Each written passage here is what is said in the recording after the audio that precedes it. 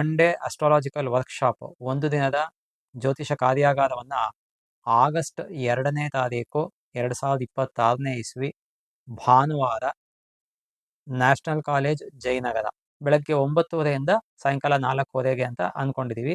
ಈ ಒಂದು ವಿಡಿಯೋ ಕೆಳಗಡೆ ಲಿಂಕ್ ಕೊಟ್ಟಿರ್ತಾರೆ, ಅದರೊಳಗೆ ಒಂದು ಗೂಗಲ್ ಫಾರಂ ಕೊಟ್ಟಿರ್ತಾರೆ. ಆ ಫಾರಂ ಅನ್ನ ಫಿಲ್ಅಪ್ ಮಾಡಬೇಕು. ಕೇವಲ 800 ರೂಪಾಯಿ ಇಟ್ಟಿದೀವಿ ಒಬ್ಬೊಬ್ಬರಿಗೆ. ಅದನ್ನ ಕೊಟ್ಟು ನೀವು ರಿಜಿಸ್ಟರ್ ಮಾಡಿದ ಮೇಲೆ ಕನ್ಫರ್ಮ್ ಆಗತಕ್ಕಂತಹದ್ದು. ಸರ್, ಅಮಾವಾಸ್ಯೆ ಆಚರಣೆ ಕ್ಯಾಲೆಂಡರ್ ನೋಡಿದಾಗ ಒಂದು ತಾರೀಕಿರುತ್ತೆ, ಪಂಚಾಂಗದಲ್ಲಿ 1 ತಾರೀಕಿರುತ್ತೆ. ಆದ್ರಿಂದ ಜನಕ್ಕೆ ತುಂಬಾ ಕನ್ಫ್ಯೂಷನ್ ಇದೆ ಈ ವಿಚಾರದಲ್ಲಿ. ಯಾವಾಗ ಅಮಾವಾಸ್ಯೆಯನ್ನ ಆಚರಣೆ ಮಾಡಬೇಕು, ಈ ತರ ಒಂದು ಭಿನ್ನಾಭಿಪ್ರಾಯ ಯಾಕೆ ಬರುತ್ತೆ ಅನ್ನೋದನ್ನ ದಯವಿಟ್ಟು ತಿಳಿಸ್ಕೊಡಿ ಸರ್. ಶ್ರೀ ಗುರುಭ್ಯೋ ನಮಃ. ಗುರು ಬ್ರಹ್ಮ ಗುರು ವಿಷ್ಣು ಗುರುರ್ದೇವೋ ಮಹೇಶ್ವರಃ, ಗುರು ಸಾಕ್ಷಾತ್ ಪರಂ ಬ್ರಹ್ಮ ತಸ್ಮೈ ಶ್ರೀ ಗುರವೇ ನಮಃ. ಸರ್ವೇಭ್ಯೋ ಋಷಿಭ್ಯೋ ನಮಃ, ಸರ್ವೇಭ್ಯೋ ಶಾಸ್ತ್ರ ಪ್ರವರ್ತಕೇಭ್ಯೋ ನಮಃ. ಬಂಧು ಮಿತ್ರರೇ,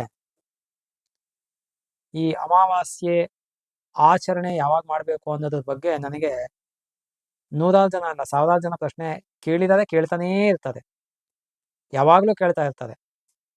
ಇದೇನೋ ಮಧ್ಯಾಹ್ನ 1 ಗಂಟೆ ಮೇಲೆ ಅಮಾವಾಸ್ಯೆ ಬರುತ್ತೆ, ಆದ್ರೂ ನೀವು ಹಿಂದಿನ ದಿನೇ ತರ್ಪಣ ಬಿಡಿಸ್ತೀರಾ. 2 ಗಂಟೆ ಅಂತಾನು ಕೆಲವು ಸತಿ ಇರುತ್ತೆ, ಅವಾಗ್ಲೂ ಹಿಂದಿನ ದಿನೇ ತರ್ಪಣ ಬಿಡಿಸ್ತೀರಾ, ಈ ತರ ಎಲ್ಲ. ಇದಕ್ಕೆ ಸ್ವಲ್ಪ ಎಕ್ಸ್ಪ್ಲನೇಷನ್ ಬೇಕಾಗತ್ತೆ.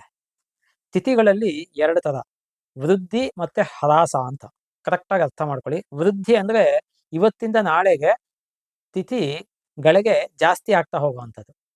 ಹರಾಸ ಅಂದ್ರೆ ಕಮ್ಮಿ ಆಗ್ತಾ ಬರುವಂತಹದ್ದು. ವೃದ್ಧಿ ಆಯ್ತು ಅಂದ್ರೆ ಕೆಲವು ಸತಿ ನೆಕ್ಸ್ಟ್ ಡೇಗೆ ಬಂದಿರತ್ತೆ. ಯಾತಕ್ಕೆ ಕೆಲವು ಸತಿ ಅಂತ ಹೇಳಿದೆ ನಾ ಹೇಳ್ತೀನಿ. ಹರಾಸ ಆಯ್ತು ಅಂದ್ರೆ ಕೆಲವು ಸತಿ ಹಿಂದಿನ ದಿನಕ್ಕೆ ಬಂದಿರತ್ತೆ. ಯಾವ ಲೆಕ್ಕಾಚಾರದಲ್ಲಿ ಅಮಾವಾಸ್ಯೆ ಆಚರಣೆ ಮಾಡ್ಬೇಕು ನಾವು? ಈ ತುಂಬಾ ಜನ ಏನ್ ಅನ್ಕೊಂಡ್ಬಿಟ್ಟಿದ್ದಾರೆ ಅಂದ್ರೆ ರಾತ್ರಿಗೆ ಅಮಾವಾಸ್ಯೆ ಇರುತ್ತೆ ಅದಕ್ಕೋಸ್ಕರ ಅಂತ. ಅದಲ್ಲ ಕಾನ್ಸೆಪ್ಟ್. ಹಾಗಾದ್ರೆ ಏನು ಅಂದ್ರೆ, ಒಂದು ಅಮಾವಾಸ್ಯೆ ಆಚರಣೆ ಮಾಡಬೇಕು ನಾವು ಅಂದ್ರೆ ಅದಕ್ಕೆ ಧರ್ಮಶಾಸ್ತ್ರದ ಮೂಲ ಲೆಕ್ಕಾಚಾರ ನೋಡ್ಬೇಕು. ಅದು ಜ್ಯೋತಿಷಾಸ್ತ್ರದ ಸಿದ್ಧಾಂತ ಭಾಗಕ್ಕೆ ಬರುತ್ತೆ. ಅದು ಪ್ರಾತಃ ಕಾಲ, ಸಂಗಮ ಕಾಲ, ಮಧ್ಯಾಹ್ನ ಕಾಲ, ಅಪರಾಹ್ನ ಕಾಲ, ಸಾಯಂಕಾಲ.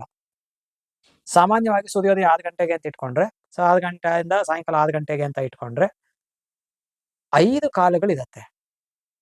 5 ಭಾಗ ಮಾಡಿದ್ದಾರೆ. ಒಂದು ಭಾಗಕ್ಕೆ 2 ಗಂಟೆ 24 ನಿಮಿಷ ಪ್ರಮಾಣ. 6ರಿಂದ 8:24 ಪ್ರಾತಃ ಕಾಲ. ಕರೆಕ್ಟ್ ಆಗಿ ಅರ್ಥ ಮಾಡ್ಕೊಳ್ಳಿ. 6 ಗಂಟೆಯಿಂದ 8 ಗಂಟೆ 24 ನಿಮಿಷ ಪ್ರಾತಃ ಕಾಲ. 8:24ರಿಂದ 10:48 ಸಂಗಮ ಕಾಲ. 10:48ರಿಂದ ಮಧ್ಯಾಹ್ನ 1 ಗಂಟೆ 12 ನಿಮಿಷದ ತನಕ ಮಧ್ಯಾಹ್ನ ಕಾಲ. ಮಧ್ಯಾಹ್ನ ಅಂದ್ರೆ ನೀವು ಇಂಗ್ಲಿಷ್ನ ಲೆಕ್ಕಾಚಾರದಲ್ಲಿ 12 ಗಂಟೆ ಆದ್ಮೇಲೆ ಮಧ್ಯಾಹ್ನ, ಅದಲ್ಲ. ಅದು ಬ್ರಿಟಿಷ್ ಅವರಿಗೆ ಬಿಟ್ಬಿಡಿ, ನಮಗೆ ಅವು ಸವಾಸ ಬೇಡ ನಮಗೆ. ನಮ್ಮ ಶಾಸ್ತ್ರದ ಲೆಕ್ಕಾಚಾರದಲ್ಲಿ 10 ಗಂಟೆ 48 ನಿಮಿಷದಿಂದ ಸೂರ್ಯೋದಯ 6 ಗಂಟೆಗಿದ್ದಾಗ ಸ್ಪಷ್ಟವಾಗಿ ಹೇಳಿದ್ದೀನಿ. ಪ್ರತಿ ವಿಡಿಯೋಗಳಲ್ಲೂ ಹೇಳ್ತಾ ಇರ್ತೀನಿ ಇದನ್ನ ನಾನು. ಇದು ವೇದಿ ಆಗ್ತಿದ್ದಂಗೆ ಪ್ಲಸ್ ಆದ್ರೆ ಇದು ಪ್ಲಸ್ ಆಗುತ್ತೆ, ಮೈನಸ್ ಆದ್ರೆ ಇದು ಮೈನಸ್ ಆಗುತ್ತೆ. 10 ಗಂಟೆ 48 ನಿಮಿಷದಿಂದ 1 ಗಂಟೆ 12 ನಿಮಿಷ ತನಕ ಮಧ್ಯಾಹ್ನ ಕಾಲ. 1 ಗಂಟೆ 12 ನಿಮಿಷದಿಂದ 3 ಗಂಟೆ 36 ನಿಮಿಷದ ತನಕ ಅಪರಾಹ್ನ ಕಾಲ. ನಮ್ಮ ಇವತ್ತಿನ ವಿಡಿಯೋಗೆ ಬೇಕಾಗಿರ್ತಕ್ಕಂತಹ ಮೋಸ್ಟ್ ಇಂಪಾರ್ಟೆಂಟ್ ಟೈಮು ಇದು.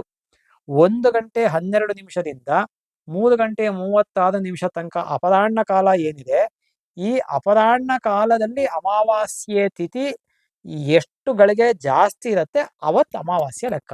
ಇದು ವೃದ್ಧಿ ಆಯ್ತು ನೆಕ್ಸ್ಟ್ ಡೇಗೆ ಅಂದ್ರೆ ನೆಕ್ಸ್ಟ್ ಡೇಗೆ ಹೋಗುತ್ತೆ. ಹರಾಸ ಕಮ್ಮಿ ಆಯ್ತು ಅಂದ್ರೆ ಹಿಂದಿನ ದಿನಕ್ಕೆ ಬರುತ್ತೆ.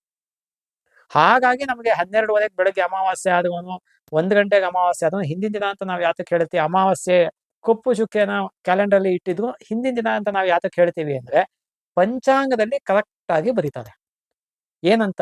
ಸಿದ್ಧಾಂತೆ ವಾಕ್ಯೆ, ಸಿ ಒಂದು ಹೈಫನ್ ಹಾಕಿ ವಾ ಅಂತ ಬರೆದಿರ್ತಾರೆ. ಸಿದ್ಧಾಂತೆ ವಾಕ್ಯೆ 30 ತಿಥಿ ಅಂತ ಬರೆದಿರ್ತಾರೆ. ಕನ್ನಡದಲ್ಲಿ 30 ಅನ್ನೋದು ಬರೆದಿರ್ತಾರೆ ಒಂಟಿಕೊಪ್ಪಲ್ ಪಂಚಾಂಗದಲ್ಲಿ. ನಾವು ಒಂಟಿಕೊಪ್ಪಲ್ ಜಾಸ್ತಿ ಫಾಲೋ ಮಾಡೋದಾದ್ರೆ ಅದನ್ನ ಹೇಳ್ತಾ ಇದ್ದೀನಿ ನಾನು.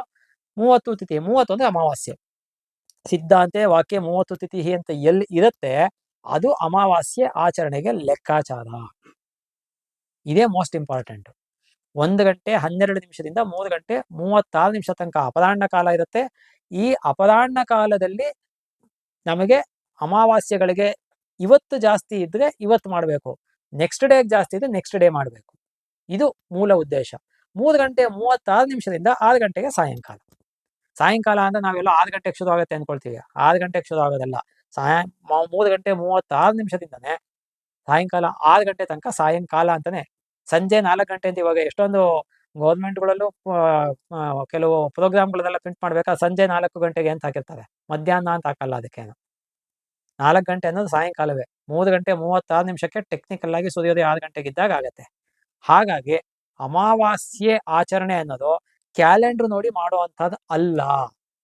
ಅಮಾವಾಸ್ಯೆ ಆಚರಣೆ ಅಂತ ತರ್ಪಣ ಬಿಡೋದಕ್ಕೆ ನಾನು ಹೇಳ್ತಿರೋದು ಮೇಜರ್ ಆಗಿ. ಅಥವಾ ಅವತ್ತಿನ ದಿನ ಶ್ರಾದ್ದ ಬಂದಿತ್ತು ಅಂದ್ರೆ ಮನೆಯಲ್ಲಿ ಅದು ಲೆಕ್ಕಾಚಾರ. ಸಿದ್ಧಾಂತೆ ವಾಕ್ಯ ಲಾಸ್ಟಲ್ಲಿ ಬರ್ದಿರ್ತದೆ ಆ ದಿನದ್ದು ಪಂಚಾಂಗದ ಇದರೊಳಗೆ 30 ತಿಥಿ ಅಂತ.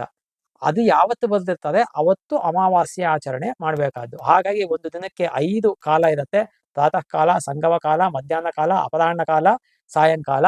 ಅಪರಾಹ್ನ ಕಾಲ ಅನ್ನತಕ್ಕಂತಹದ್ದು ಅಮಾವಾಸ್ಯೆಗಳಿಗೆ ಎಷ್ಟು ಇದೆ ಇವತ್ತು, ನಾಳೆ ಎಷ್ಟಿದೆ, ಅದರೊಳಗೆ ತಿಥಿ ಜಾಸ್ತಿ ಆಗ್ತಿದೆಯಾ, ನೆಕ್ಸ್ಟ್ ಡೇಗೆ ಕಮ್ಮಿ ಆಗ್ತಿದೆಯಾ. ಜಾಸ್ತಿ ಕಮ್ಮಿ ಆಗೋದು ಮಾತ್ರನೇ ಇಂಪಾರ್ಟೆಂಟ್ ಅಲ್ಲ, ಎಷ್ಟು ಕಾಲ ಜಾಸ್ತಿ ಆ ಅಪರಾಹ್ನ ಕಾಲದಲ್ಲಿ ಇರುತ್ತೆ, ಇದನ್ನ ಲೆಕ್ಕ ಇಟ್ಕೊಂಡು ಅಮಾವಾಸ್ಯೆನ ನಾವು ಆಚರಣೆ ಮಾಡಬೇಕು ಅಂತ ಧರ್ಮಶಾಸ್ತ್ರದ ಮೂಲ ಗ್ರಂಥಗಳು ಹೇಳುತ್ತೆ. ಶ್ರಾದ್ದ ಪ್ರಕರಣದಲ್ಲೂ ಬರುತ್ತೆ ಇದು.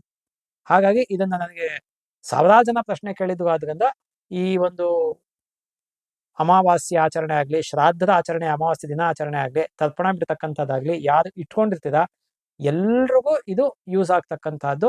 ಹೆಚ್ಚು ಕಮ್ಮಿ ಎಲ್ರು ಇದನ್ನ ಸುಮಾರು ಜನನ ಇದನ್ನ ಆಚರಣೆ ಮಾಡ್ತಾರೆ ತರ್ಪಣ ಬಿಡೋದನ್ನ. ಅವ್ರೆಲ್ರಿಗೂ ಶೇರ್ ಮಾಡಿ ಎಲ್ರಿಗೂ ಈ ಒಂದು ಜನರಲ್ ಅವೇರ್ನೆಸ್ ಮತ್ತೆ ಟೆಕ್ನಿಕಲ್ ಅವೇರ್ನೆಸ್ ಎರಡು ಬರ್ಲಿ.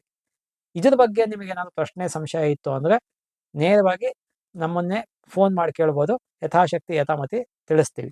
ಸರ್ವೇ ಸುಜನಾ ಸುಖಿನೋ ಭವಂತು, ಸಮಸ್ತ ಸನ್ಮಂಗಳಾನಿ ಭವಂತು.